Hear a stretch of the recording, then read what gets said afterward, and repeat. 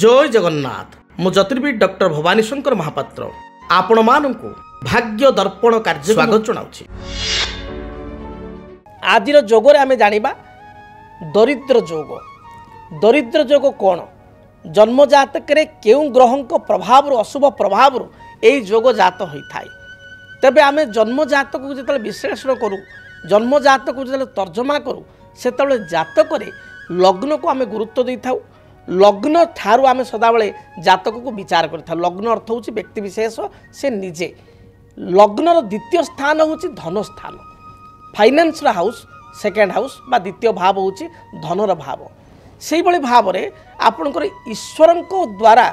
आपण केते धन प्राप्ति करेंगे बा ईश्वर को आशीर्वाद रु केते धन प्राप्ति करेंगे ता आप फिफ्थ हाउस जानवे।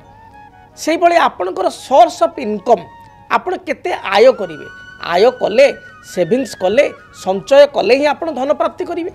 तेणु आयर मार्गटा केमिति रहिबो केते आपण आय करि परिबे ताहा जातक रु जानिबे एकादश भाव रु बा 11th हाउस रु।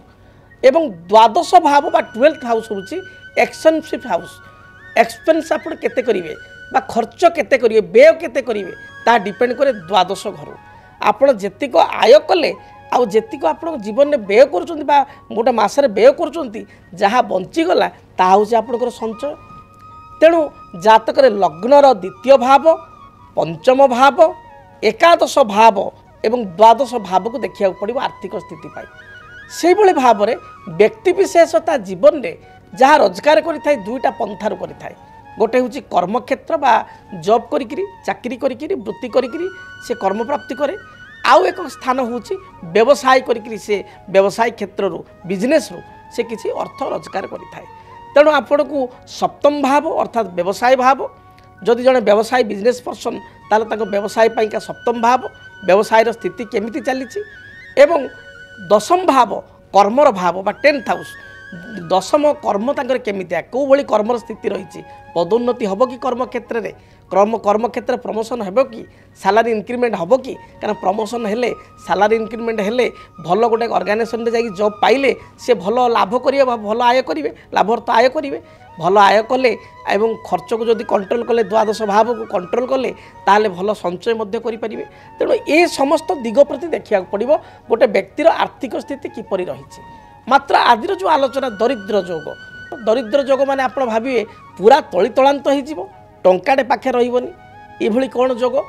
ना जदि आपण खर्च को न जगिले अजथा व्यय आपण कले घरे जदि बारंबार आपणकर बाधा विघ्न सृष्टि है कोर्ट कचेरी माली मकदमा बारंबार देखादेला घरे व्यक्ति विशेषकर आर्थिक समस्या बारंबार देखादेला आपड़ जदि व्यवसाय करुँच हठात व्यवसाय आपणकर अवनति है व्यवसाय पूरा बंद हो गला बा चलला नहीं मूल पुंजी बुड़ीगला ताहले डेफिनेटली आप दरिद्र हेबे। कर्म करुँच भल पोस्ट अच्छा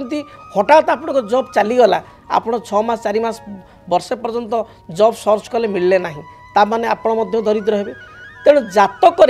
दरिद्र जोग पाई सबुठारु अधिक देखा जाए दशा कौन दशा चली। जदि जातक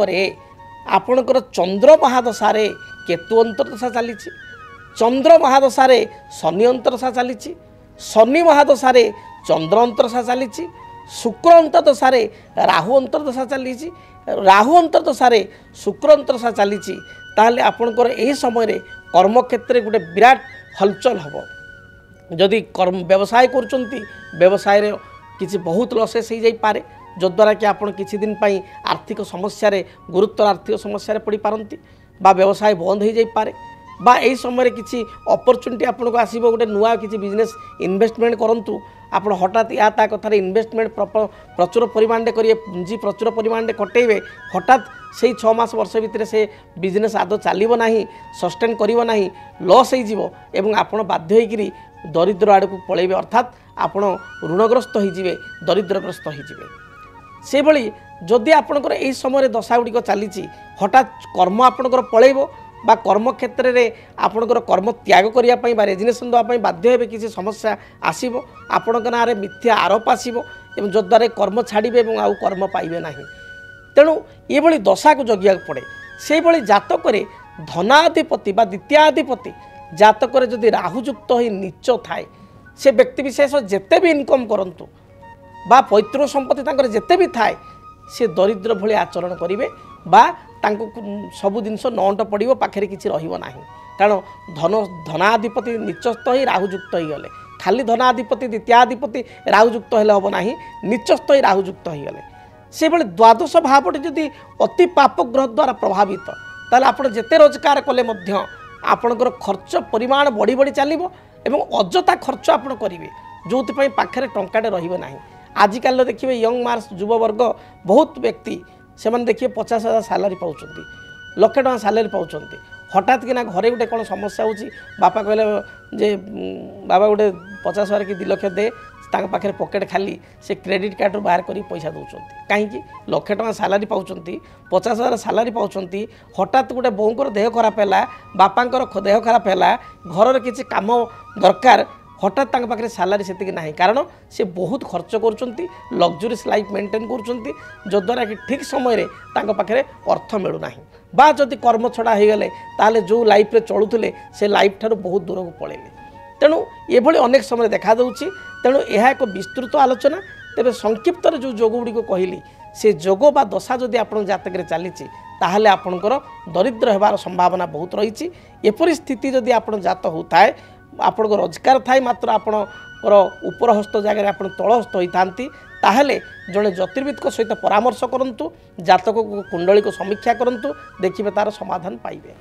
18 मई 2025 राहु चलिबे मीनरु वक्राचार होई कुंभ राशि 18 मई 2025 रु 5 डिसेम्बर 2026 पर्यंत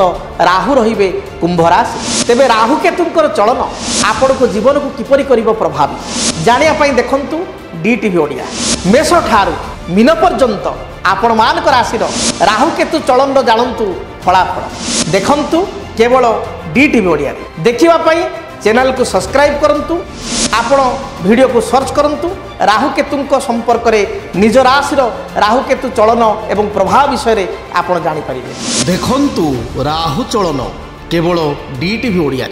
जदि आपणक जीवन रे व्यक्तिगत पारिवारिक समस्या कर्मक्षेत्र नियुक्ति वैवाहिक समस्या वास्तुदोष एवं माली मकदमा आदि समस्या थाए ताहेले समस्यार समाधान और परामर्श पाई आमको जोगाजोग करंतु ज्योतिर्विद doctor Bhawani Shankar Mahapatra Budheswari colony plot number 26 Bhubaneswar phone number 9776833302 9439444924 आमर वेबसाइट www.srijagannathastro.com डीटीवी ओडिया देखिवा पई सब्सक्राइब करंतु एवं बेल आइकन को मध्य दबाई दियंतु।